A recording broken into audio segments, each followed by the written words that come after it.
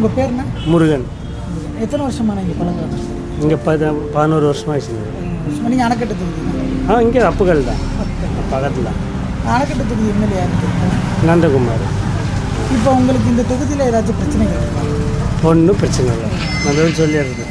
எதுவுமே இல்லை. அதெல்லாம் நல்லா பஸ் ஸ்டாண்டு பாத்ரூம் எல்லாம் ரெடி பண்ணி கொடுத்தாரு. இல்லை இது இப்போ இன்னும் நான் இப்போ இந்த அத்தியாவசியமாக இது தேவைப்படுது, இதையும் கொஞ்சம் செஞ்சு கொடுத்தா நல்லா இருக்கும் ஏதாச்சும். என்னது?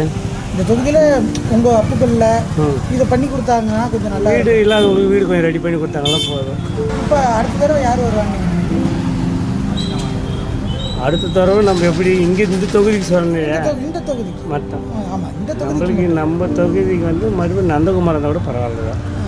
நந்தகுமார் சார் அவர் வந்து அணைக்கட்டு தொகுதியில் இருந்ததில்லை, அங்கே நிற்கிறாரோ நிற்கலையோ அவர் தான் எம்எல்ஏ. இதுக்கு மேலே எப்பயுமே அது வந்து ரொம்ப வருஷத்துக்கு அவர் தான் எம்எல்ஏ.